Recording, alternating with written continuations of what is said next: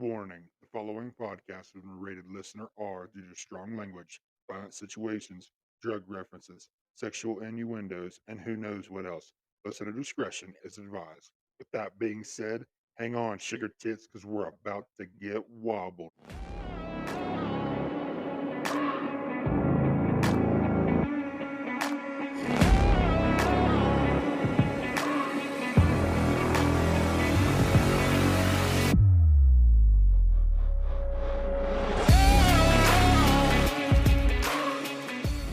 Hello, ladies and gentlemen, and welcome to the Let's Get Wobbled podcast, episode 16. We here at the Let's Get Wobbled house would like to wish you a Merry Christmas and Happy New Year with it right around the corner. But for this special episode, we have another returning guest, one of my favorite guests. Sorry, Playboy, but you're not my favorite guest. My favorite guest is Kristen. What's up, babe? Hello. It never fails. We can never do a podcast in the house without the dogs fucking barking. Cooter. Merry Christmas from Cooter and Goose as well. That was your dog that was barking. Coot. Can you lay down and fuck off? Lay down. He heard us talking, which we don't normally do to each other, and he's like, who the fuck's here? Why are they talking? So we wanted to do a Christmas episode again, just to kind of do like a year-end review and talks a little bit about Christmas. The last Christmas episode that we did kind of got fumbled, I feel, because when uploading and re-uploading, it got out of order. So we'll try to cover some of the things we probably did in the old Christmas episode, but tie in some new things. But we're going to make it all worth time. So for this year, for us, was a big feat, I guess you would say. And this is our first year being completed in our new house that we got. Mm-hmm. So what I want to ask you and kind of talk about, basically just a year-end review. So I want to talk about some of our Christmas traditions that we do with our family, what we've done before, and what we're doing now when it comes to decorating for Christmas and spending the holidays with family. So first things first, I want you to talk about our new Christmas tree. I love our new Christmas tree. It was a Black Friday special from Sam's Club, and it is entirely too big for our living room, which just makes it 10 times more magical for me. And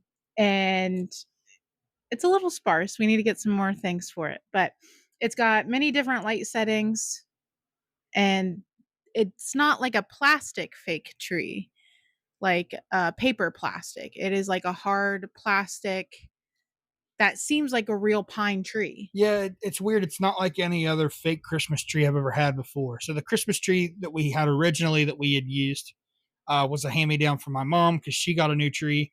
So we pulled that tree out this year. We got everything put on it, all the decorations. Actually, to start the whole thing, we couldn't get the lights to work. Mm-hmm. And we had to figure out why the lights on the Christmas tree wouldn't work. We changed the fuses. We tried to figure out which bulbs were busted and fuses were blown, whatever. And it was just a hassle. Yeah. So we said that we were just going to pull all the lights off that tree and hang up our own lights on the Christmas tree. Yeah. That was a horrible idea. Took forever. Yes, it took us forever to strip all the lights off the old Christmas tree. And we put all the new lights on. We put all the decorations, the star on top. And our Christmas tree kept leaning to one side or trying to lean forward. It wouldn't sit still in the base that it was in. It already had tape at the bottom of the tree. It was just an older tree. I can't tell you how long we've had that tree for. So we decided on Black Friday, and one of the whim things that we were going to buy, we thought, let's get a good Christmas tree that's going to last us years and be our tree. So we bought this tree, and I'm very pleased with it. The only problem is the tree that we bought is 7.5 foot tall, and the tallest part of our living room is 7.5 foot. So the very top of the tree hugs the ceiling, and there's not even enough room for a star at the top. Yeah, it's okay. I don't think it needs a star on the top. I mean, granted, it would look okay, but I think it's still a good tree.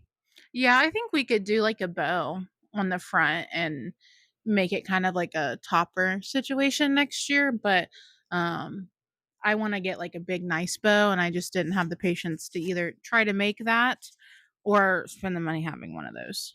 So before we deep dive too much into decorating for Christmas, I want to talk about what we originally talked about the first time we did a Christmas episode was when is the appropriate time to decorate for Christmas. Mm-hmm. And before we had moved into this new house, I had said that the appropriate time was after shotgun season, which is the first week of December. Mm-hmm. And you said in October. Yeah, I decorate November 1st. At the end of October. Yeah. Okay. I feel like you would decorate before then if had opportunity to. I like fall decorations and the Halloween decorations, so I want to give them their time to shine. But as soon as it's November, it's time, like fall can go out the window. We need more Christmas. And I just like Christmas decorations because I feel like it makes the house more cozy. And I just like it being up more than pumpkins or be grateful. I just be merry. Sounds more fun. So I can't remember what day it was. Do you remember the day that we were out in town? It was like the second week of November. Yeah, it was not the week of Thanksgiving even. We were out at Walmart doing some shopping, and I guess it's just one of those things that when you find the person that you're meant to be with and you just want to share interests with them, I knew that decorating for Christmas would make her happy. And it really, like, I wasn't deer hunting this year. I wasn't able to take the time off work. We were just too short staffed. But I thought, you know what? I know it would make her happy. So if I tell her we can start decorating for Christmas, I'm sure she would love that. We're at Cracker Barrel. Yeah. Yeah, because we were looking through the stuff for Christmas gifts. Yep. Yeah. So I said, what are your thoughts about decorating for Christmas early? And you looked at me with the biggest smile on your face and was like, are you serious? And I'm like, yeah, if you want, I suppose we can go home, set up the Christmas tree. And you're like, well, can we go to Big Lots and look for Christmas stuff? And then when we're done, can we go to the Dollar Tree and look for stuff there too? And then when we go into Walmart, can we look for stuff? So we come home with all sorts of stuff. And it took us, it was after Thanksgiving. We were still doing small decoration stuff. Like our big stuff got done, but we kept slowly adding more and more and more to it. So we have the tree. We have, like, I don't know if you'd call that garland or what that is around the, okay. So we have garland that traces the big window in our living room, garland that traces the addition onto the house, garland on the addition in the mud room. Mm-hmm. All the cabinets are wrapped with bows. The upper cabinets are. Mm-hmm. There's a little tree out in the mudroom. A little tree out in the mudroom. And then we have the end table has one of the reindeer with a little garland around its neck and a mini tree. We got Christmas ornaments and a glass thing and put garland or wreath around it for the centerpiece on our table. And we have a Christmas goose in the mudroom. We have a Christmas goose in the mudroom. But the biggest accomplishment I felt for me was the outside lights and the blow-ups. So we had been previously buying blow-ups for almost a year before Christmas. I bought them last year around Christmas, after Christmas, because they were all going clearance. And I was like, these are typically like $50-$60. Paying $20 for a blow-up, that's a really good deal. And I also got a bunch of lights for like $1 a box. And I think they're like 10 feet of lights, right? So I was like, that seems pretty like a good deal to me. I did not realize 10 feet doesn't really get you a whole lot of room when you're talking about stringing lights around things and whatever, but it was definitely worth the price at the time and worth it. And then I also got my giant wreath that's on the garage. I was Facebook stalking one day and Jason Wholesale posted wreaths and it was like $25 for this wreath and it said it lit up and I was like, perfect, it'll go on like our little door to come in the house. And we go and we pick up this box. I pay the $25. They're like, oh, it's in a trailer outside. And I was like, okay. We go out there and it is a 3.5 foot box. 4 foot box. I mean, the wreath, let's just say this wreath was 5 foot tall from top to bottom, broke down into 3 different sections and fit in this massive box. So it was a pretty big box, and I'd say it was every bit of longer than 3 foot. But go ahead and continue your story. But it was a huge box, and I was like, I got a wreath, and they're like, this is a wreath, and I was like, what? They didn't post the dimensions on the picture that I commented on and said that I wanted. So we got this huge wreath. And when Clay saw the box, he's like, where are we going to put this? And I was like, on the garage. And he's like, oh no. So I had decided that I was ready to go ahead and put the lights up outside. Trying to figure out what we were going to do and what decoration style we were going to go for. So we knew we wanted to do something along the outside of the garage. And I think our original plan was to go around the entire outside of the garage on the roof. Mm-hmm. But the more we talked about it, like the house is only really visible from the front side and possibly the left side if you're looking at the road. Mm-hmm. People coming up the road would see the left side of our house, but I just thought it would make more sense just to decorate the front of the garage, which is where we and other people would see it the most. So I asked my brother to bring a ladder so I could get up on the roof and get everything done. And he brought me this rickety old ladder that was not stable at all. Plus, I'm a big guy too, so any old ladder is probably like an old wooden style ladder is not going to fucking do for me. So I tried to get up to hang this wreath because that was the first thing that I was going to do, and then I was going to put the lights on. And the ladder's wobbling, and like I was like, this isn't going to fucking work. I'm going to fall and break something. This is just going to be bad. So I did get up on the ladder a couple times because it was obviously in the middle of November. So I took the leaf blower up there with me and I blew out all the gutters and I was getting things prepped for the winter time. But then I realized it was just going to be smarter of me to pull my truck in front of the garage and stand on the very top of the truck, like the cab of the truck. I felt like I could stand there and do everything that I needed without having to be on this ladder and worrying about falling. So we traced the entire outline of the front of the garage, up to the peak, down to the side of the garage, and basically cased the door of the garage with Christmas lights. Mm-hmm. And then you had also, with your purchase, had bought electrical outlets that you plugged in that were on a timer. Yeah, Ashley gave us those. Okay. Yeah, there are some kind of outlets you can plug on, and then you can like make a schedule, and there's an app on your phone that you can control them. So I just thought it'd be better than us having to remember every day to turn on the lights. And once I started, like the Christmas tree was okay. I felt bad that we had to tear down the old Christmas tree and put up the new one because it didn't feel like the same Christmas tree, but at the same time we're making memories with this new tree. But when I got to doing the lights, I actually felt kind of festive in the matter of like, yeah, we're getting into it now. Like this looks really nice and I'm working hard to make it look nice. So we did the entire front of the garage. We did like our little front side porch. Yeah, I guess you would say we put some lights there and then we put a couple blow ups in the yard. And we just didn't have enough lights and extension cord to do anything with the front porch. I think that's something we can look at doing possibly next year. Yeah. Getting another extension cord and running it and doing stuff on the front porch, or maybe even casing like the door or something, but just to kind of get more. But I think what we have is definitely good. And it just goes to show that you don't have to always be stuck in your old ways. Cause I was never big on decorating for Christmas. It was just putting a tree up and that was pretty much it. Never did lights or anything. I mean, we did lights as kids, but Dad always did them. Yeah. But it worked out and it looks really good. I like it.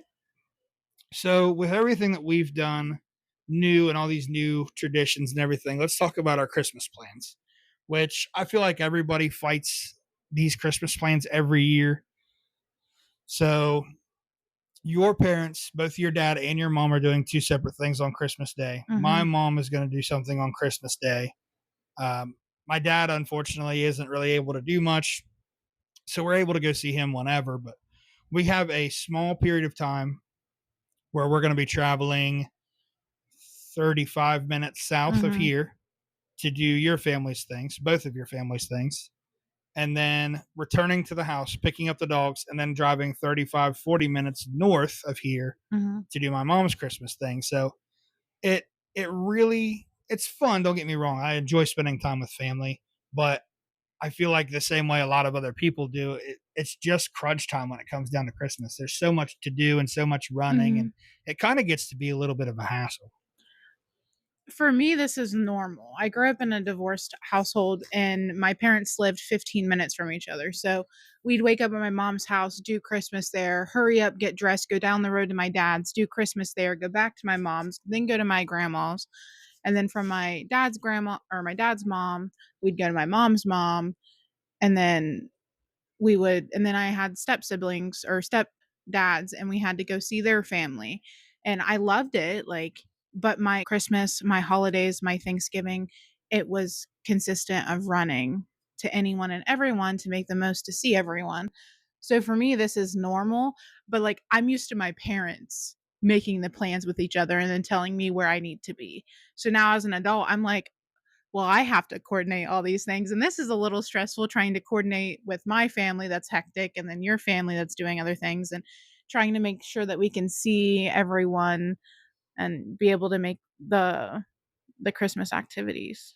Like I said, it is all about giving and seeing other people and spending time with family. So I'm all about it. Like I'm not upset that we're doing it, and I just think it gets tougher and tougher. Almost it feels like every year to make to try to fill in a time slot for everybody and try to please everybody. I guess. Yeah, and it's hard, and we don't even have any kids yet. You know what I mean? Like I feel like adding a baby into the mix is going to be even more stressful one day, but it'll be worth it because I don't know, seeing family around the holidays is important for me.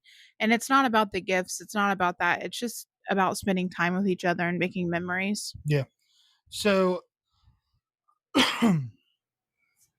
this was the first time that you and I had ever made Christmas cards, and we sent them out to family and some other friends of ours. I want to kind of walk through the process and that, and there's kind of a funny story on that I'll share at the end of it. But what was because this was your kind of doing as the Christmas cards. I was just involved in the Christmas card, but I've seen other people do Christmas cards. And then at the same time, I was like, people send me Christmas cards every once in a while. And it's one of those things you hold on to for a little bit and you kind of throw away after Christmas. But did you always do Christmas cards before, or what was your idea of wanting to do Christmas cards this year? My mom did Christmas cards when we were growing up. She had like a little address book, and I remember like flipping through the address book and writing everyone's stuff down. But my sister does Christmas cards. Like, the first year her and Zach were married, they did one, and then last year it was Casper, their cat.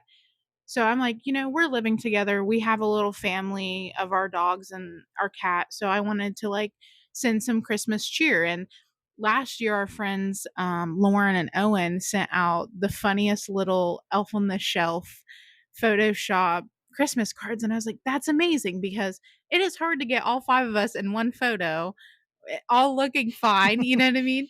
So I didn't really want to deal with that. But when they did that, I was like, maybe that would be a good idea. So I started looking online and found like a little gingerbread family. And I was like, this will be perfect. And they had like a cat body and dog bodies. And I was like, perfect. So I paid for that to be photoshopped on Etsy.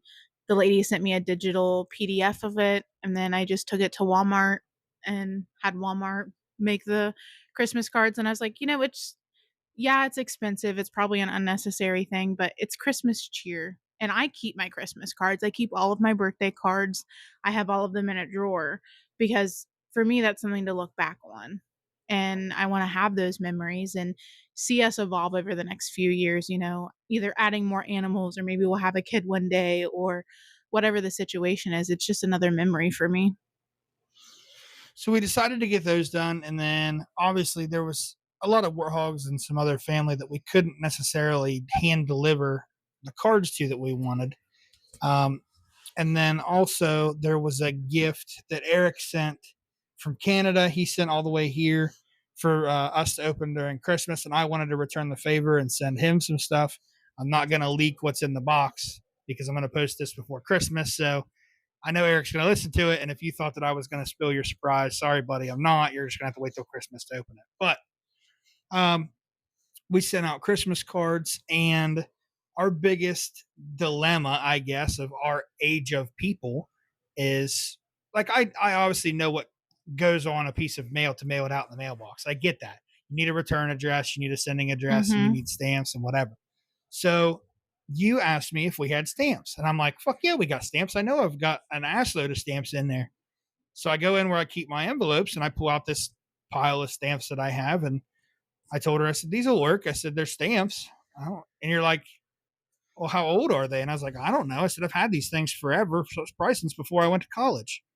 So I looked on them, and the dates on the stamps that I had were 2014 and 2016. Mhm. I was like, yeah, these are just old stamps, but I said they're going to work. And you asked me if stamps expire. Mhm. And I was like, no, they don't expire. I remember we Googled it. Yes. So I Googled it just to make sure. And it said stamps don't expire. So it's like, perfect. We're not thinking anything about it. So how many Christmas cards do you think we mailed out? Probably 30, at least half that pile. I was going to say about 20 to 30 cards we mailed out. And I was like, okay, whatever. Took them to work because I work right next to a post office, and I just dropped them in the thing out there. Didn't think anything about it. Just went about my day. So I'm talking to my mom about this experience, and I was telling her kind of the funny thing about Kristen and I thinking that stamps might expire. And mom kind of chuckled and she goes, no, Clayton, they don't expire. But she goes, you do realize that postage changes over the years, right? And I'm like, what? She's like, yeah, like each stamp costs a different amount. Like postage might have changed since back then. And I was like, oh, fuck, what do you think's going to happen? And she goes, well, I don't know. She said, they might send it back to you or they might send it to your recipient and make them pay the difference just to get your Christmas card. And I was like, man, that'd be fucking stupid if everybody that I sent a Christmas card to is going to have to pay money to fucking get the Christmas card that we sent them. So I was worried about it because I hadn't heard anybody said that they had received them yet. And I was waiting and waiting.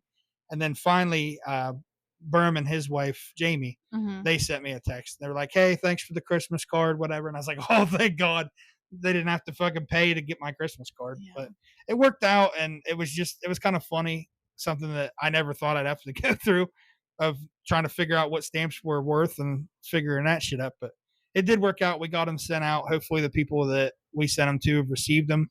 And I think they were nice. They were cute. There was something different. Yeah.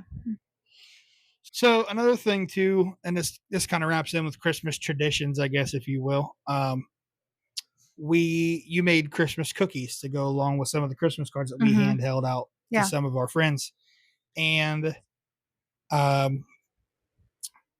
want you to kind of tell your experience about hand making all these cookies from the start of everything. And then I'll wrap it up with what I want to say. Yeah. Well, I think like for me, this is like a tradition that like I've done with my family as a kid. Like we'd go to my grandparents or my great aunt and uncles, and we would spend the entire day making hard rock candy, making Buckeyes, making like the Hershey Kiss cookies, peanut butter cookies. We even had like a gun that would like squirt out the dough into like certain designs. Like it's just something that we've always done, and it's always been a huge family thing. And I love it. Like I love baking.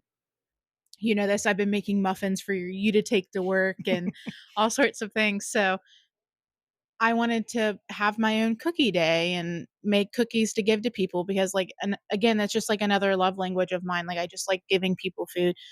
So last weekend I spent like all day baking. I wanted to make chocolate chip cookies. I made this Christmas crack s'mores edition. I made Buckeyes and I made sprinkle cookies. And I told you didn't have to participate because you're not much of a baker. So I didn't want to force you into my holiday joy if you didn't find it joyful. So I like made the cookie dough for the chocolate chips and put them in the freezer because you have to let them set. And then I made my sprinkle cookies and I made the Christmas crack.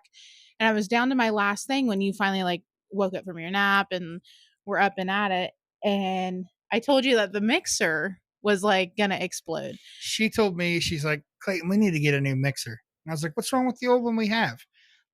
And first of all, there is 6 settings on this mixer. And when you have a big dough, if you push it up to another setting, it doesn't go any faster. It just keeps going the same speed.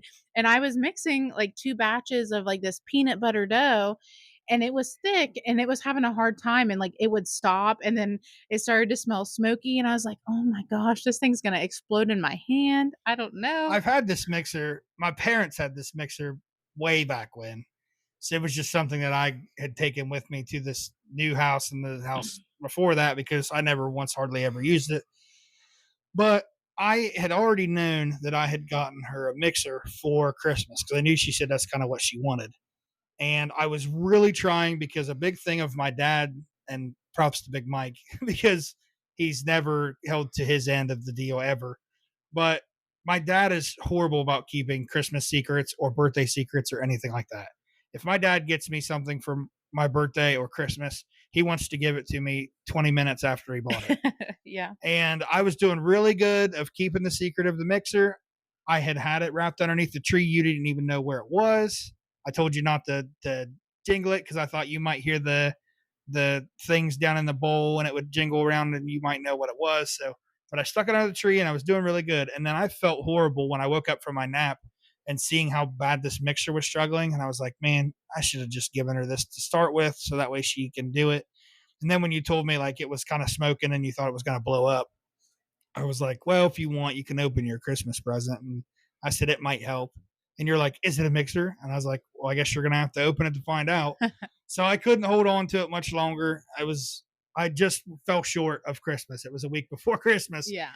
that I given it to you, but you got to use your new mixer to finish out your Buckeyes. And then since you had got to open your Christmas gift, I got to open mine, which was a new pair of work boots that I had already known about, that I had been wanting to wear to work to start breaking in, but thought that I should wait to open them till Christmas. So that way I had something to open for Christmas. But our Christmas is done and out of the way. So we can focus on everybody else's. Yeah. But yeah, I felt horrible because I had a mixer the whole time and you were struggling with the old mixer. No, it's okay. I really appreciate you trying to keep the secret because I told you that I want that because part of Christmas is like waking up and opening presents, you know, and I want to have that. But we're the worst at like keeping secrets from each other, and especially when we buy something for each other. Like I remember a couple years ago when I got you a really cool gift, like it literally, like I wanted to tell you every day, every time I called and talked to you, because I was so excited for you to open this. But I was like, Kristen, you can't, like, it's gonna like ruin it because it's not even finished yet. Like, it's not even in hand. And as soon as it was done, I was like, okay, I have to give it to him. I don't care if it's Christmas or not. I have to give it to him. But And we'll talk about that later because we've got a special thing for that also. So on to the next thing that we wanted to talk about and bring up in the podcast. I'm not even going to take credit for this. You decided that I know you're a big Christmas light person and you like to go see Christmas lights. I'm not huge about going to see Christmas lights because I feel like once you've seen some, you've seen them all. But I'm really glad that we did go where we went. You had planned it kind of to go see the lights. I had mentioned doing a double date with some friends of ours that, well, just Jonathan and Bailey. We talked about getting our friends out of the house and taking them with us and doing a double date kind of thing. And I'll let you talk about the plans that you made and what we did. So it was like probably about a month ago, I saw someone post on Facebook about this.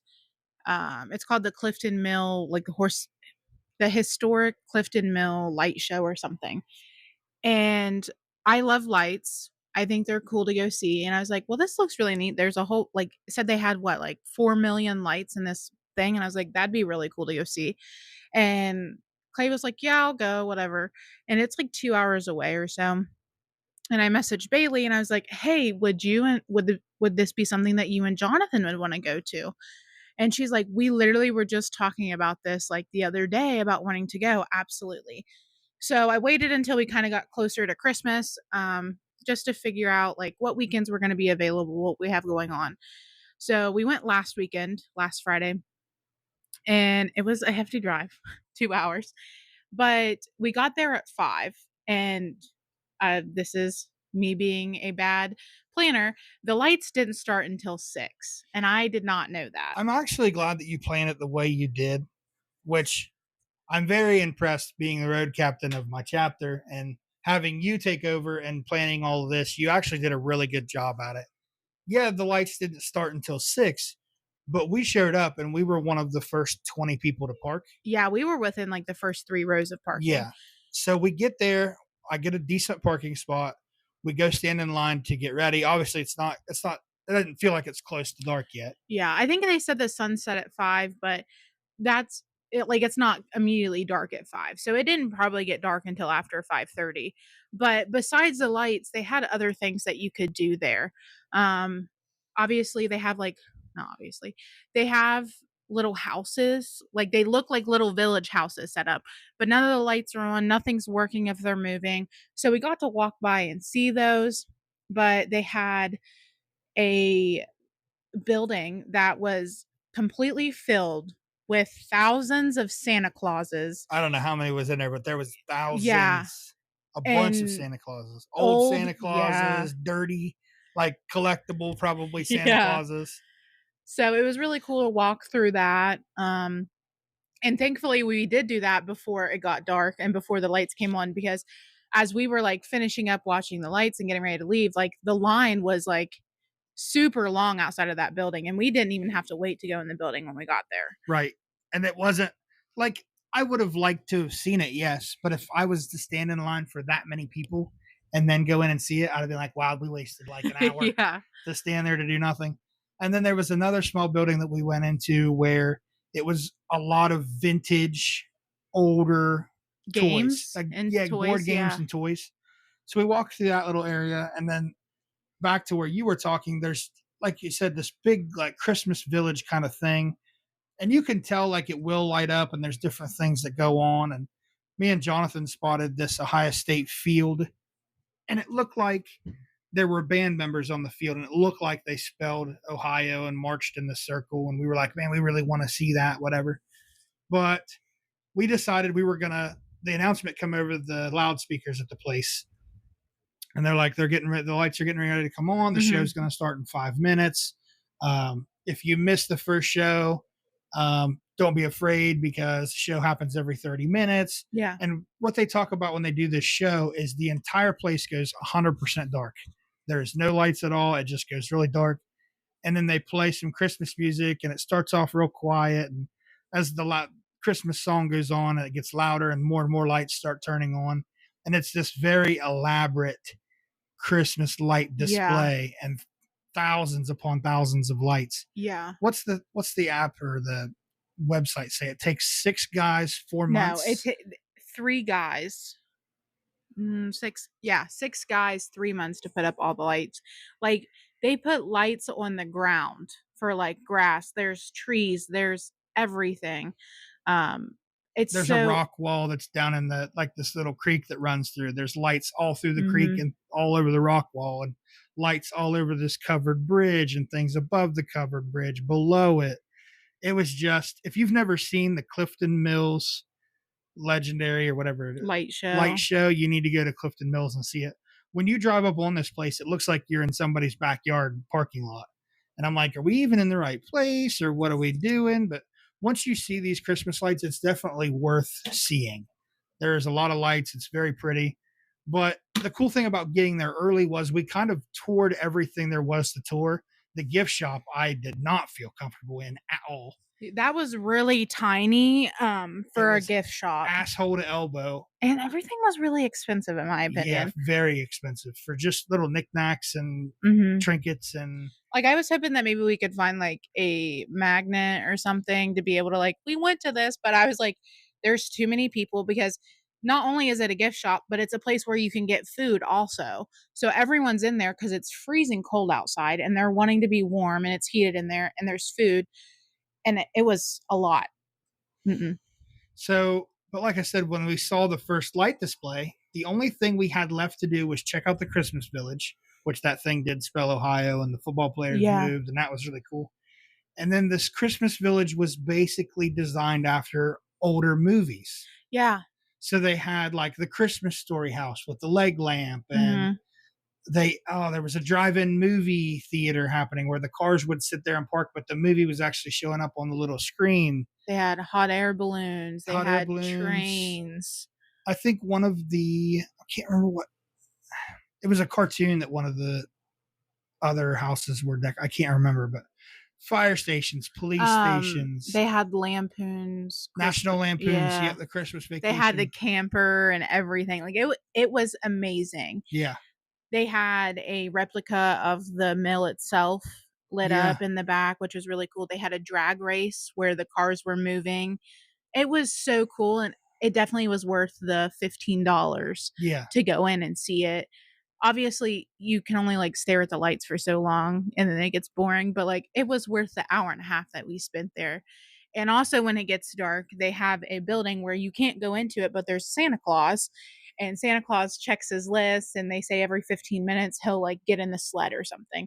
And I was like, oh well, that's probably like, I didn't see him loading the sleigh. I didn't yeah, see I the don't know. sleigh where it was or anything. But it just said that he would be checking his list, and I was like, oh okay, like it's probably not a real Santa. It's probably like some kind of machine or something. That was my thought. No, it was a real Santa. This guy looked really good for a Santa. And he was freaking hilarious. Yeah, he pointed to me and then like scratched his beard.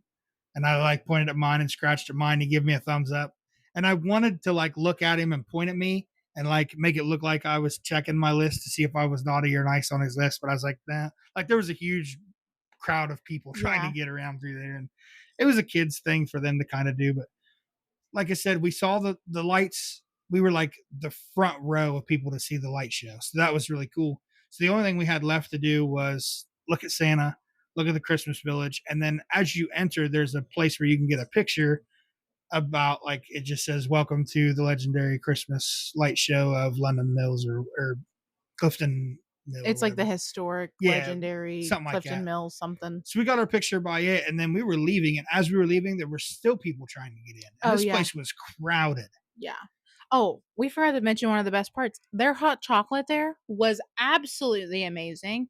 It was not the powdered shit that you get at the football game that tastes like mud water. It was super good. I burnt my tongue on it, and it was worth every freaking second of that pain.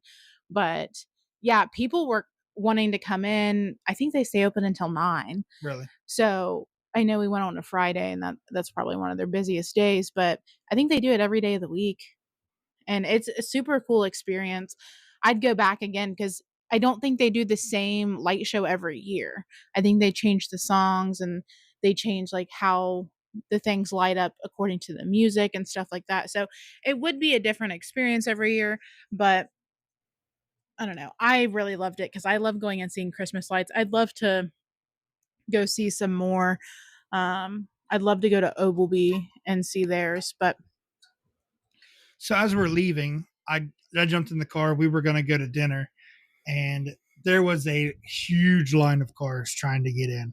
People were charging for people to park in their yard. Yeah. People to walk up to this place, and it's a massive parking lot. Yeah, so when you get there, like you get free parking when you get there. They have high school kids out there parking people, and they absolutely did not leave enough room between the like aisles of parking because trucks were having the worst time either coming out or backing out of their parking spots because there just wasn't enough room. But luckily we got there early enough, so we got a good parking spot. We got to leave, whatever. And as we're driving through this town to like leave, there are people like allowing and wanting people to pay like $10 for parking when you can go to this place and get free parking. But obviously it's so busy, you probably can't park there. Right. I would assume that it would be. Yeah, I would say it'd be pretty full. But like I said, there's people parking everywhere. There's people walking everywhere to get to this place. So you're like, if you have to pay, then you're still having to pay $15 per person to get in. Yeah. But like I said, it was worth it for us for sure. If you're going to go and see it, you want to go early, check everything out, go through the gift shop, see the light show, and then book it out of there. But one of the big things that we wanted to do was go to our favorite seafood place was Kai's Crab Boil in Columbus. We had talked if we were going to go do this, we had already mentioned this is the restaurant we were going to go to see, and Jonathan and Bailey had not been to this place before. So I drove us to Kai's. We got there. I already knew what I wanted. I knew Kristen what she was going to get. But when we go, like I never used to be a big seafood person before I met her. I would eat some fish and shrimp, but Kristen's really the person that got me to deep dive into eating crab legs. So when we go to this place, I've been getting crab legs the last 2 times that I've went. And I already knew I was going to get the crab legs, pound of shrimp, sausage, potatoes, all this stuff. I knew she was going to upgrade to the king crab. I've tasted your king crab before. It is delicious. Mm-hmm. I just can't get myself to pay the upcharge. I know it's really expensive, but I was like, we're not going to eat out like this for a while. And I was like, I can risk it this one time. So we went. I think Jonathan and Bailey had a great time. I think they enjoyed it. The food was amazing, like it always is. The service was good. I never have any issues there. Yeah, it was great food. And then 7 minutes down the road, after you gorge yourself with seafood, we had to stop in at Graders where we had went for our couples retreat when we went to the Timbrook guest house. So we went back to Graders and got their ice cream. I got the Buckeye Bash or Buckeye Blitz, I think it was, just chocolate peanut butter milkshake. Phenomenal. I love their milkshakes. They're very good. I got the black cherry ice cream, I think, black cherry chip ice cream. It's so good. I am a cherry lover when it comes to ice cream, so it's definitely worth it. And, I had to feed my second stomach of dessert, so it was worth it. And then the good thing about having friends that work second shift is I told Jonathan, hey, if you want to drive home, you're more than welcome. He's like, yeah, I'll drive if you're cool with that. I was like, dude, I don't mind at all. It was every bit of 9 o'clock when we got in the car, and I passed the fuck out on the way home. And you did too. We both fell asleep in the back. Jonathan and Bailey were just up talking, having a good time driving, and I was exhausted.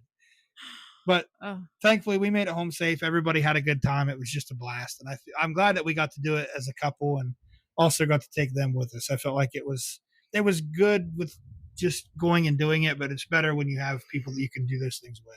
Absolutely. I'm glad they're our friends and they're cool with us and making some memories. So let's talk about this past year. Let's go ahead and do our new year, end of the year wrap up and talk about our new year. So this has been 1 year in our new house together. This is a project that we started together. We've been doing together from the whole step one kind of thing. So are you tired of going to Great Clips and them fucking your shit up? Are you fucking tired of going home and feeling like you ain't even worth getting laid? Come on down to Good Old Boys Barbershop and get you a fresh cut. Good Old Boys Barbershop, 309 North Street, Caldwell, Ohio, 740-509-2669. Find him on Facebook, book you an appointment, and get your shit fixed. Walk in the door feeling like shit. You're going to walk out the door feeling like $1 million. Coming from Wobble himself, this place is the place to fucking be. If you're in Noble County, if you're in Guernsey County, if you're in Monroe County, Ohio, it's worth the fucking drive. Get your ass down, book you an appointment, sit in this chair, and let this man cut you up right.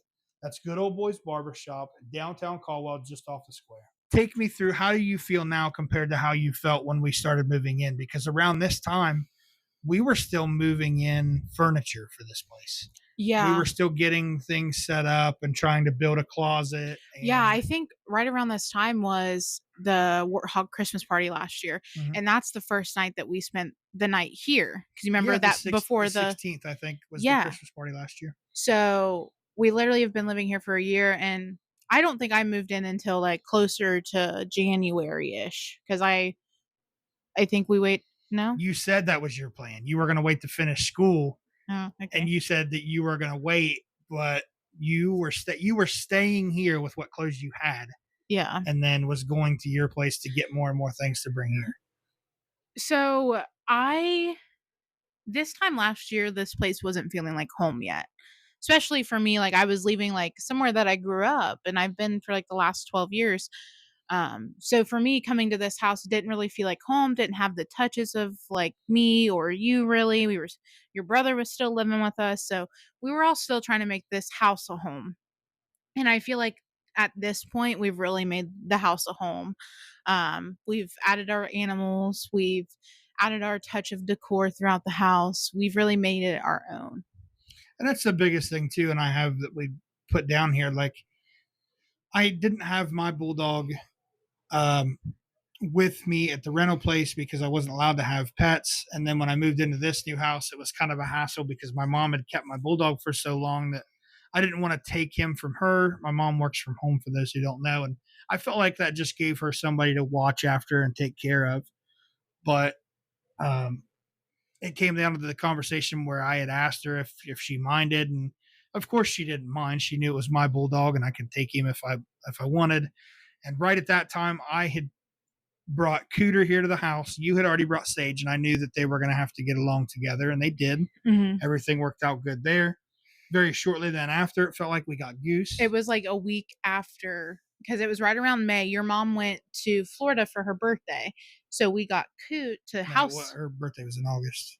Oh, what was Cinco de Mayo or something? Yeah. She went for a holiday. Yeah. She went to hanging out.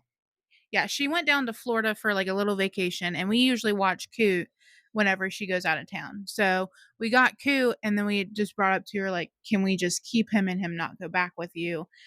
Whatever. Obviously there was an adjustment between Coot and Sage, but Sage has been around dogs, so she was fine once she got the hang of them. And I had finished school at the beginning of May, and I literally, the night that I turned in my last assignment for school, I went on Facebook and there was a posting for Goose. And I was like, "Ooh, Clay, can we get this?" And Clay's like, "You can see if he's available." And I was like, we were in the talks of getting a English Mastiff. So Yes. we were going to have the Bulldog and then an English Mastiff puppy that my buddy was selling puppies for. And we were in the talks of doing that. And that was actually a big consideration that we were going through. uh-huh. But then when you had found a Boston Terrier puppy, I was like, man, once she's on this track, she's not going to come off of it. And I knew it's something you wanted, and I felt like it would just blend our family better. Yeah. So I told you to, look into it. And if it fell through, then we were going to still look at getting an English Mastiff puppy. And it didn't fall through. And now we have a Goose. Yeah, we do. And him and Coot, I wouldn't say they're best friends, but they're good old pals. Goose is a little crazy, but just having the animals in the house, like, I don't know, it just makes a house a home. And I don't think our house was complete without them. So I feel really good. Like, I think back to last year at this time, and like we only had Sage. I mean, Shelby was here too, but like there was a point where we only had Sage as an animal. Yeah. And now we have dogs. And it's just so, like, I can't imagine my life without dogs now.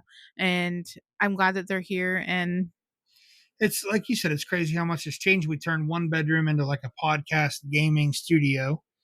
We turned the second bedroom off of our bedroom into a walk-in closet. Mm-hmm. And just adding our little touches to everything. And then come to find out, we had been living in this house for a year almost.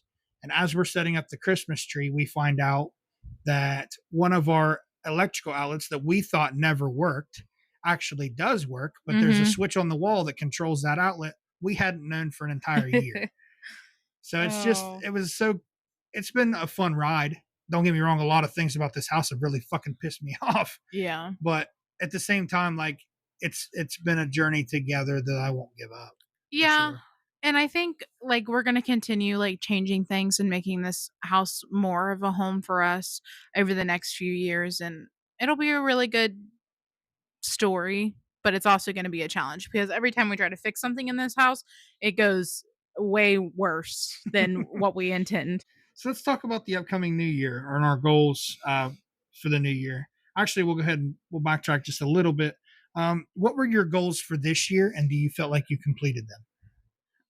I think my one main goal was to graduate graduate school. So I achieved that. And, I am now in a different position at work, working with a population of people that I really enjoy. And of course, it has some challenges, but I'm really grateful to be where I'm at and to have had the experience that I got from school. I don't know what I don't know any other goals that I really set for myself because this time last year, all I was focused on was getting through graduate school because I knew it was going to be really intense and hard, working 40 hours every week, plus having to do like 20 additional hours for internship on top of taking 5 classes.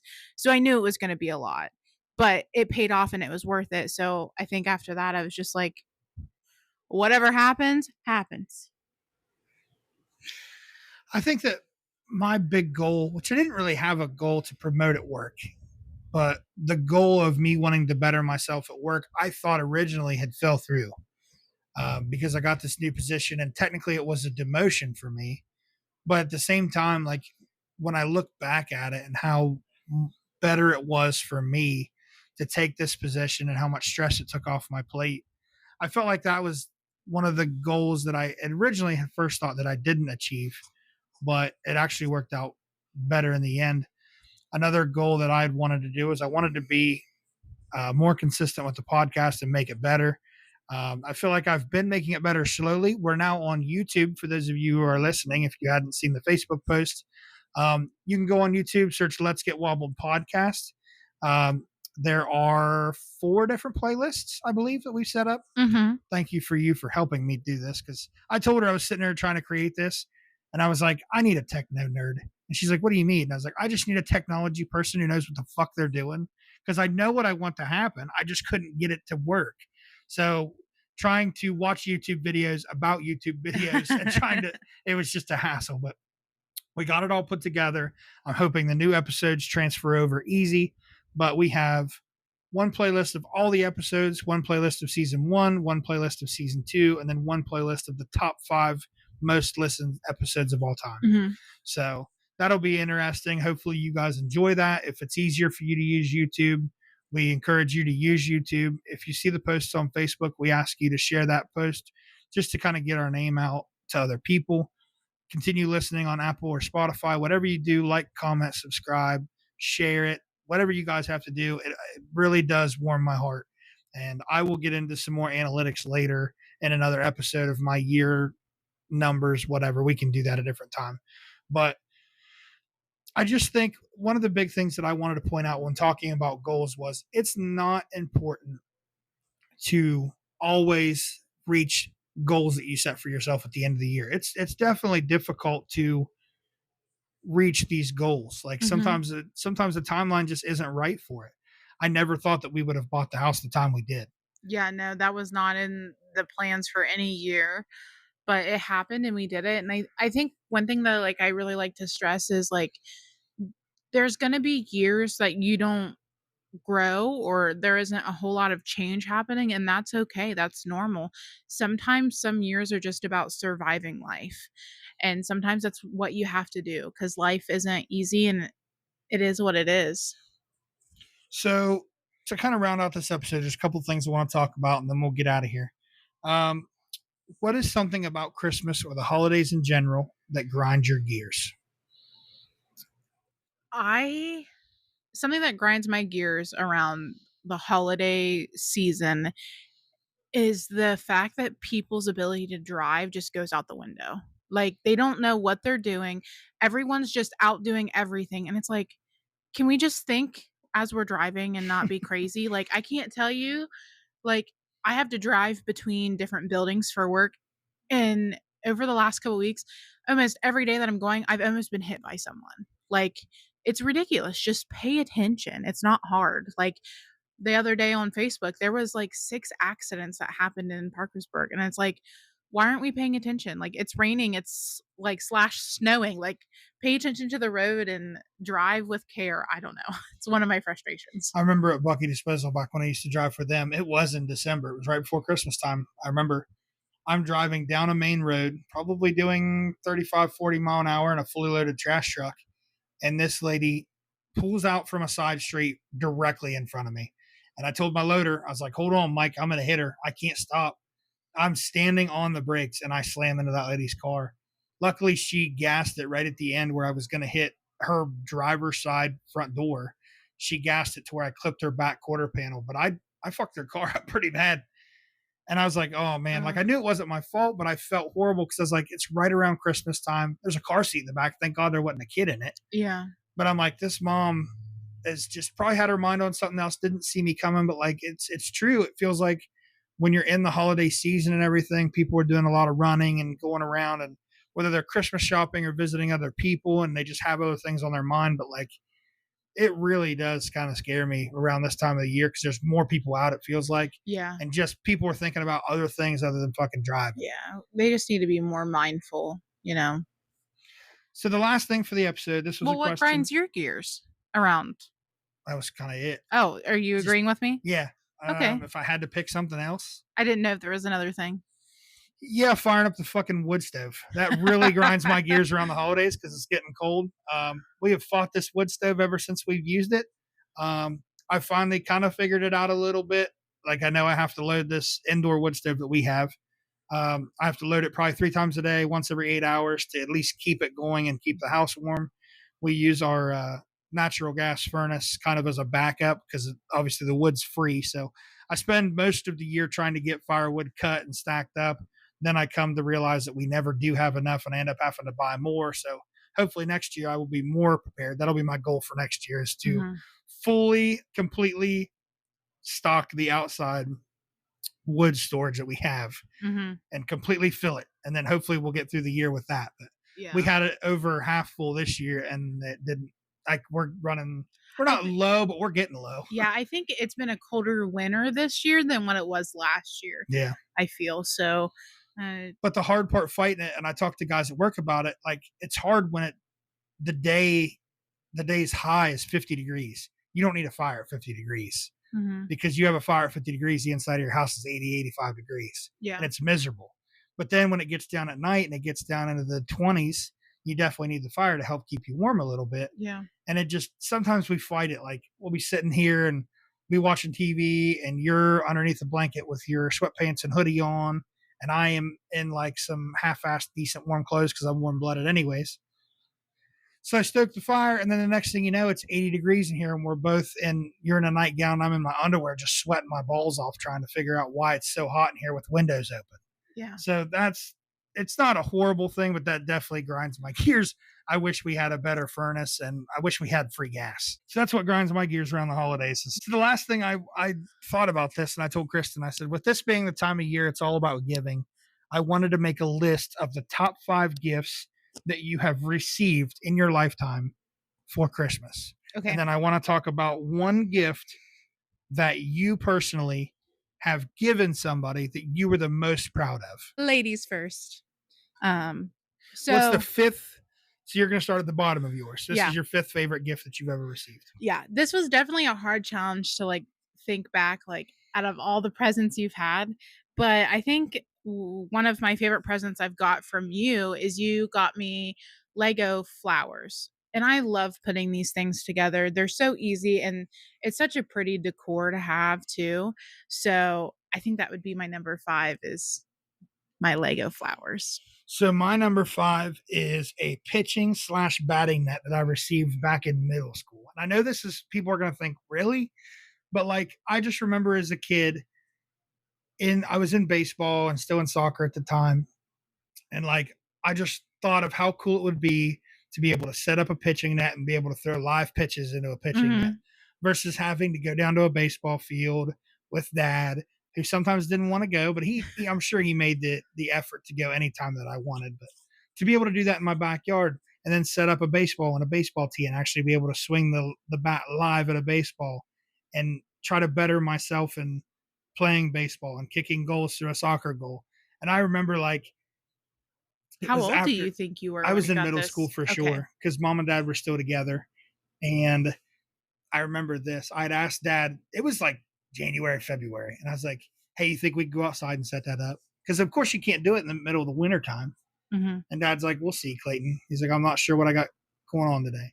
And I asked him probably 3 or 4 more times. And dad's like, I swear to God, if you ask me again, I will not set it up for you. And you're going to have to wait until I'm ready to set it up. And I went to him one more time after that. And I was like, hey, Dad. He's like, yeah, what's up, buddy? And I was like, never mind. I'm not supposed to ask you.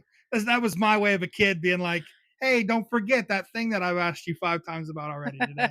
But now as an adult, I'm like, he already knew. But we did get it set up, and I loved it. It was probably, I wish I would have taken better care of it because I had it for 3 or 4 years, and then it finally broke down and was just old. But I loved it. It was one of my favorite Christmas gifts. So what's your number 4? So my number 4 I have down as a gun. You changed this because that was not what you had when I saw it. Okay. Sorry. I don't know. I mean, you're allowed to edit your notes, but I know when I created these notes that we share, I was like, that was not on it, but okay. Yeah, I would say it was my gun. I remember it was back before my parents split up. So I had to be like 6, 7 years old, I feel. And Santa Claus got me this gun that was like interchangeable between like a 22 and like a 410 or something like that. And one of the reasons like I love the story about this gift is because when I read the tag, I didn't say Santa because for those that don't know, I am dyslexic and I also have ADHD. So like, I don't care to sound out my words because I was lazy as a child. And still sometimes to this day that I do this and I just guess the word. But I said from Steve, and Steve was our next door neighbor. So I thought Steve next door had got me a present and I was excited. And I just remember everyone laughing. But I remember being excited for this because my dad always took us to like the shooting range when it was warm outside. So I was excited to go and have my own gun and be able to spend time with my dad. And I remember I took it like squirrel hunting and I think I took it deer hunting a couple times, but like every time I went deer hunting, I always fall asleep. So like I wasn't shooting anything. I had it, you know? So I had some really good memories from that present. And I think my dad might still have it, but I don't have the gun anymore. So for my number 4, I have, and this is probably going to upset some people, but it is what it is. I have money from my grandfather back when I was in college. So I can remember back when I was in college, I had a part-time job, but it was just enough to really feed me while I was at the college and afford me gas money back and forth. So I remember coming home for Christmas around college or around Christmas break from college. And I was off for like a 2-week period. And I was like, man, I really don't have a lot of money. I've got just enough for gas to get down and back, whatever. And I remember my grandpa had asked me what I wanted for Christmas. And I told him, I was like, I don't need anything. Like, I'm just kind of here just to hang out with family for Christmas. And he'd be like, how's $100 sound? And I was like, you have no idea how great that would be just to get me by. And it always felt like my grandpa came in and helped me out when I needed something the most. And he never knew about it. At least I don't think he ever knew what my finances were like, but it just seemed like anytime I ever needed anything, my grandpa just showed up in the most random times and helped me through some of the hardest times in my life. And it sucks that he's no longer with me because I really wish he could see some of the things that I've accomplished since he's passed. But I know that he's always with me and I always try to do things. Even the motorcycle club, like I do that through him. It was always a big running joke working in the trash truck with him. My big thing was I always wanted to join a motorcycle club when I got my own bike. Mm-hmm. And Pap was like, oh, you're going to be a bandito one of these days, which is a 1% motorcycle club. He's like, you're going to be one of the biggest banditos on this side of Texas, buddy.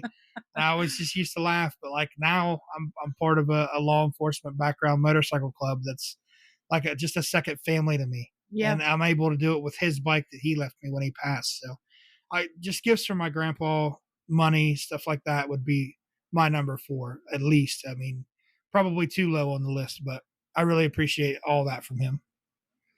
Okay, so for number 3, I have American Girl dolls, which I don't know if you know what these are. Do you know what they are?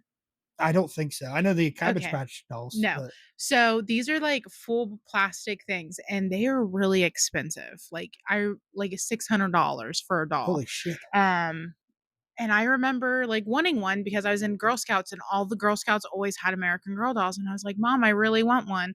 So I would say that like these were some of my favorite because like they're big. They're like a decent Yeah. size, but they also come with like each doll is about like a girl in history. So like the first person I ever got was Julie, and she's like a hippie from the 70s, and she came with like a bed that was like tie-dye and had these little beads on it, and there's like a whole book about their story, and you get fun like accoutrements that comes with them, like glasses and stuff. It's really cool. And then I think the following year I got Kaya. She's a Native American Indian, and she like had like the tan like Indian outfit, and I had a teepee that she came with, and she had like a horse that came with her and all of this stuff, and like they got to play together, and she had her own story as to like why she was an American Girl doll. And then eventually they came out where you can customize your own and have one of yourself.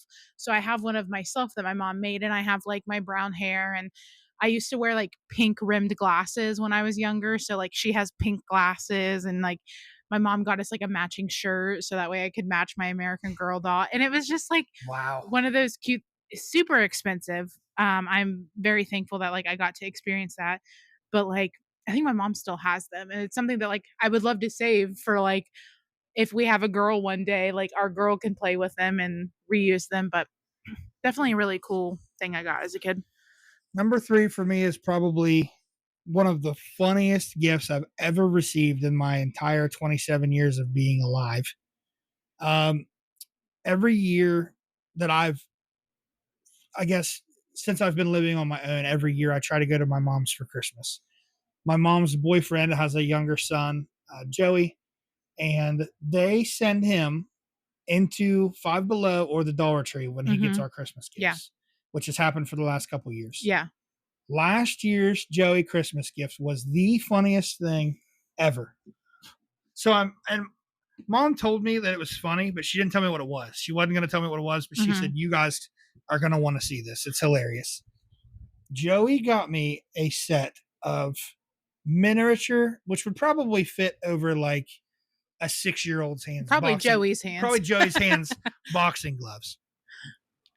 So I opened this gift and I'm like, boxing gloves? Really? And the look on this kid's face was they was just smiling as big as he possibly could. He's like, yeah, I got you boxing gloves. So that way you and Cam can fight and nobody gets hurt. Or me and you can fight and nobody gets hurt. And I thought it was just the funniest thing that him and his little brain and trying to figure out how boxing gloves worked for him as a good present to get us. And this year, even mom called me again and she's like, Joey went into Five Below to pick out your guys' Christmas gifts and had other people in the store laughing. Yeah. I'm like, man, I cannot wait for this year's Christmas gift from Joey again. And he gets so excited to give gifts too. I think that's another reason why I love it. Like, he's like, you can tell that he loves to like gift give because he stands there like with a big smile and he gets all excited. And if you're lucky, he won't tell you what's in it, but most of the time he'll be like, it's this. Yeah. Which is 10 times funnier. He's just such a good gift giver. Like, even with our birthday cards, like, he's just hilarious and I love him so much. That's another thing too. We were over at my mom's for Thanksgiving and mom said that Joey hid the pickle this year. So I guess there's a thing about a pickle ornament and you hide it somewhere on the tree and the first person to find the pickle ornament gets the first gift on Christmas. Well, I made the joke that when Joey had gotten there for Thanksgiving, told mom, I said, I'm going to bribe Joey and he'll tell me where the pickle is. Yeah. Mom said, no, he won't tell you because she said he hid it this year. So he's going to be really happy that he hid the pickle and he's going to have somebody find the pickle. And as soon as he got there, I'm cooking the turkey and burning it that I didn't know, but burning the turkey. And I asked Joey, I'm like, hey, buddy, I'll give you $5 if you tell me where the pickle is. He's like, yeah, it's underneath the mat of the tree. And I was like, oh, geez, dude, like he snitched already. So hopefully mom re-hid the pickle. Or if not, I'm getting the first Christmas gift this year. I know where the Christmas pickle's at. But anyway, back to your second favorite Christmas gift. Okay, so my second favorite Christmas gift is something that my aunt gave me, and it's a necklace that has my grandma's fingerprint on it. So my grandma passed away in October, and I remember being at the funeral home and my aunt coming up and asking me, hey, do you want a necklace with grandma's fingerprint on it? And I was like, absolutely, I would love that. And I kind of forgot about it because they have to like make it and stuff. So on Christmas, she gave it to us of that year. And I remember crying so much. And I don't wear it because I don't know. I don't wear a whole lot of necklaces, but it's also something that's just sentimental. So I would only wear it like on a sentimental, important day. But it's just nice to have like a little piece of my grandma still with me, and to know that my aunt like took time and money out of her pocket to get that for me and my siblings. It's something that I'll cherish for the rest of my life. I know, talking about necklaces, and I know this is completely off topic, and I'm sorry to ruin your very emotional moment about your grandma's fingerprint necklace. Rendezvous in Texas this year. And I kind of hate it because I was like, I should have bought a warthog necklace at Pittsburgh. I wanted one so bad, but I talked myself out of it because I didn't need it. Yeah. And then I was like, maybe I'll get one later on. Well, this year's in Texas and we're not going. We're going on a different excursion. We'll go next year. So next year's in Cleveland. And I'm hoping they have warthog necklaces in Cleveland because I really would like to get another necklace. I've got 2 rings, but I'd like to get a necklace, I have a warthog necklace. But you have a necklace of a warthog. Yeah, I'd like to get like a club necklace. I think it would look nice. So hopefully I can remember or go back in the archives that I want a warthog necklace first for just to have, I guess. I wanted a new one last time. But anyway, my number 2 gift, this is another kind of gift people are probably going to question, but back when the Wii was brand new, we had gotten a Wii for Christmas and we used the fuck out of our Wii that we got. And I know the big thing was like during the breaks that we would have, like Christmas break and summer break and whatever. I can remember being dad endlessly playing bowling and frisbee golf, table tennis on the Wii and competing with each other and basketball to see who could get high scores. And we wore our Wii out. We played it a lot back when it first came out. And then it was just something fun for your friends to come over and play because not a lot of people had them when they first come out. Or like something we would do as a family. Instead of family movie night, we would do family game night, and we would all bowl or something like that. And it was just fun to do. So, I also have memories of me and mom playing Super Mario Bros. With Camden, and just some of the funny stories that we share from that. But like, it's just cool that we were able to take a gaming system that we weren't really allowed to play much in the summertime because, you know, we were outside most of the summer, but in the winter months, it's normally when we would play the most. And getting like Tetris and mom teaching us how to play Tetris and then absolutely destroying mom in Tetris. Like, Yeah. just playing games with family was one of the big things. But yeah, when the Wii first came out, it was nice. Yeah, definitely. We got a Wii. I don't know if we got it for Christmas or not, but like we had the same thing of like actually having family nights playing. And my dad loved bowling. I remember when Just Dance came out. I think it was for the Xbox, and we would have that. All of us would be playing that crap. It was so funny, but good. So my number one, you're gonna have to like go down this side street with me, is something that I call my Merlin bank. So I remember being like probably 10 or 11, and for Christmas I got a Boston Terrier piggy bank. I call it a Merlin bank because at the time I had a Boston Terrier named Merlin. Merlin I got when I was like 6 or 7, and I got to see him be born, and he was literally my best friend. Like, he would wait at the door for me to get home from school, and he would whine. He was by my side all the time. Like, he was just my best friend through my childhood. So I got this Boston Terrier bank because I love Merlin. Well, I like a few years after that, I was like, oh, like if Merlin ever gets old and we have to like put him to sleep, or if he passes away, like I'd love to give him cremated and put him in the bank. So Merlin passed away in 2020. We had to put him to sleep because he just couldn't control his bowels anymore. So it wasn't fair for him to like have to suffer. And I think he was 16 years old at that point. So Also, like, going blind, you told me, had a lot of health issues. yeah, not just... he had 2 different colored eyes, and they're more likely to go blind anyways. But he had a cat scratch that affected his eye, so he was blind. He literally would walk into the walls and things like that, which I think's hilarious. But not everyone else did. He broke his back at one point, so like he was old and mangy at that point. So we just didn't want him to suffer. So we put him to sleep. And after we did that, I got him cremated, which wasn't too expensive, but we covered the holes of the piggy bank and we put his ashes in. And then I got all of my family members I got salt and pepper shaker Boston Terriers, and I got the holes filled in that.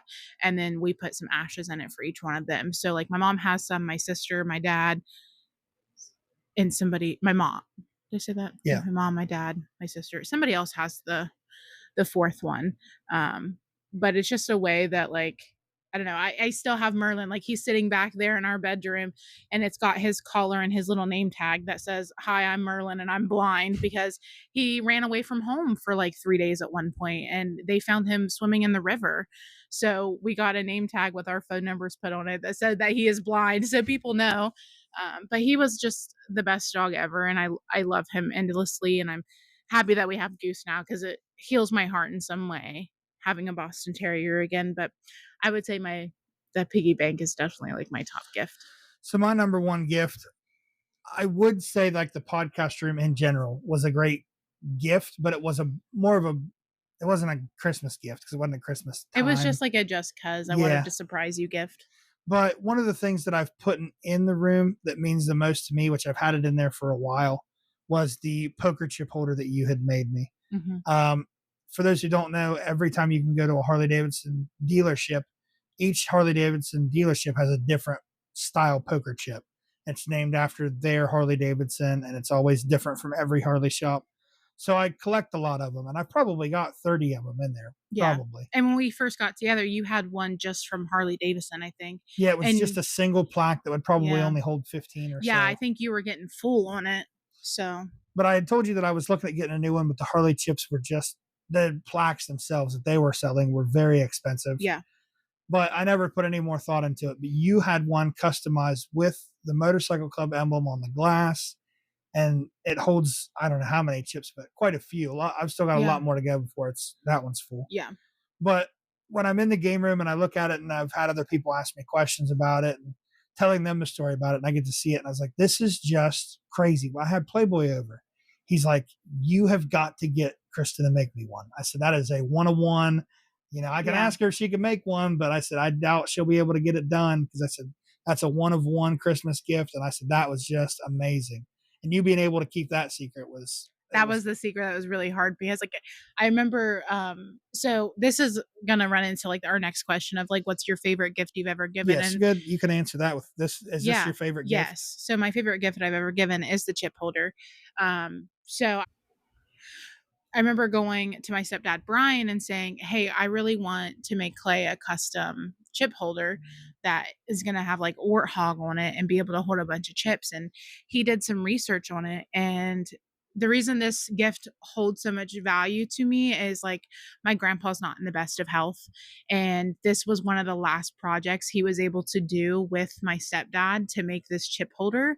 So for me, it's really special that they were able to work on that together and make that for you. So he made the lines, and then my mom helped with the glass. So it's a wooden chip holder, and there's probably like 6 or 7 lines. 7 or 8 slots. Yeah. And it's got like a little door, and then on the little door it has glass, so that way you can see the chips through it.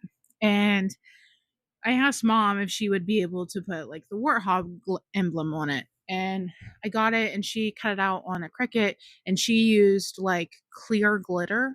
So it looks like it's etched into the glass. And let me tell you, the amount of times that my mom cussed me out over this thing, because if you have not seen the warthog emblem, there is so many little lines of fire and like little tiny cutouts that have to come out of the fire, and all of these little tiny little nuggets inside of the warthog face. And she was just so upset with that. But I think it probably took her like 4 or 5 times of like ripping it. But it looks phenomenal, and your reaction to it was one of like my favorite things, because like you're not a big reactor. Like sometimes when I like get you gifts, I'm like, oh, he's really gonna love it, but you don't show a lot of like, oh my god, this is amazing. You're just like, you smile at it. So seeing you smile at it like just warmed my heart, and you were so thankful for it. And I'm glad this is something that like you can show off and be like, look what I've got. And it's 1 of 1, and it's really unique, and I think it's just one of my favorite things. So with that, my gift that I've given does not top that at all, but it comes with a funny backstory. So my best gift that I have given is going to be this year. I'm going to go ahead and spill it because I know my brother doesn't listen to my podcast, but this gift that I'm giving him is one of my favorites. So a while back, he had talked about, or maybe I had mentioned it on the podcast, but he had come over, brought his 4-wheeler and his trailer over so that way we could haul some wood or whatever. And I told him I was going to give him a ride back to his house and put his 4-wheeler in the bed of my truck to take him back, because it was cold. I didn't want him to have to drive in the dark with his 4-wheeler all the way back to his place. So I told him, I said, just wait. I'm going to go put a hoodie on, get my boots on, and I'll help you load your 4-wheeler in the back of the truck. I'm getting dressed, telling you, hey, I'm going to run Cam home, no big deal. Come back out, and his 4-wheeler and trailer are both already loaded in the bed of my truck, and he is leaned over like the tailgate of my truck, holding onto his back like an 80-year-old man would. And I'm like, what the fuck did Camden do? So I went over and I was like, what's wrong? He's like, I pulled a muscle in my back. And I said, why didn't you wait for me to come over and help you get this loaded up? I told you I was going to. He's like, I thought I could do it, but man, I pulled a muscle in my back and it hurts really bad. So I made fun of him for it, blah, blah, blah. It was kind of a big running joke. Well, later on, I like to doctor up photos with Photoshop. I'm not good at it, but I took his face and I cut it out and I put it on this box of Icy Hot, and I put new Icy Hot for idiots. I put, instead of the ingredients, I put, are you stupid enough to load things in the bed of a truck by yourself? Blah, blah, blah. And I just made this box kind of look funny. So I was trying to get a Christmas gift for everybody this year, and I had a hard time thinking of something to get Camden. And I thought, I'm just going to get him a regular old bottle of Icy Hot. Well, I found a bottle of BioFreeze that is like professional grade. It's very expensive bottle. I hope he uses this stuff lightly, but it is a very expensive bottle of BioFreeze. So I ordered it. It came in the mail, and I had this idea that I was just going to wrap the box in this thing that I had made, this pamphlet or paper that I had made from it. But you actually came up with a better idea, and we cut sections of it out and taped it to the actual can of biofreeze. It looks amazing. We wrapped it up today and put it under the tree. I can't wait to see his face because it's just something that's kind of like personal made, but at the same time, there's a joke about it. And I think he's going to like it. I think he's going to laugh about it and find it funny, but I can't wait to see his reaction. When Absolutely. He it's probably the best Christmas gift I think that I've ever given anybody. But I want to go ahead and wrap this episode up. We've been going for an hour and 23 minutes. Whoop, whoop. Well, I'm going to definitely cut some parts out, so it'll probably be closer to an hour. But this is probably going to be, I feel like, one of our wrap-up episodes, getting everything done. I'm going to try to figure out if I'm going to end season 2 and start season 3 next year in the spring. If I'm just going to continue on to season 2, there's a lot of things that I'm going to go through and try to figure out. But like I said, if you want to follow the Let's Get Wobbled podcast, we're just new on YouTube. Go check us out on YouTube. Give us a like on there. Rate us. Subscribe to us. If you're comfortable with using Spotify or Apple Podcasts, please continue to do so. Leave a rate. Leave a comment there. Subscribe. Make sure you turn your notifications on because I just don't really have a set schedule as to when new episodes come out. But I want to thank you guys as listeners. I had so many new listeners this year, and I get to see my analytics at the end of the year and my growth and everything. I want to thank you guys as fans for making this all possible and giving us something to sit and laugh about. I want to thank Playboy for being my number 1 listened episode throughout the entire year. Had a great time doing an episode with him. I would love to do more if we could get our schedules to align again. I want to thank Eric for being one of the guests that's been the furthest away that's ever done a podcast with me. Cleveland's coming up here in a few months.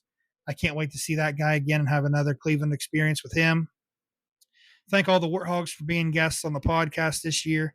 And just thank you for being one of my favorite guests that I've ever had here at the house. So thanks again for all that you do. And we're going to end this episode just like we do all the other ones. So until next time, guys. Stay wobbled. Thanks, everybody. Have a Merry Christmas and a Happy New Year.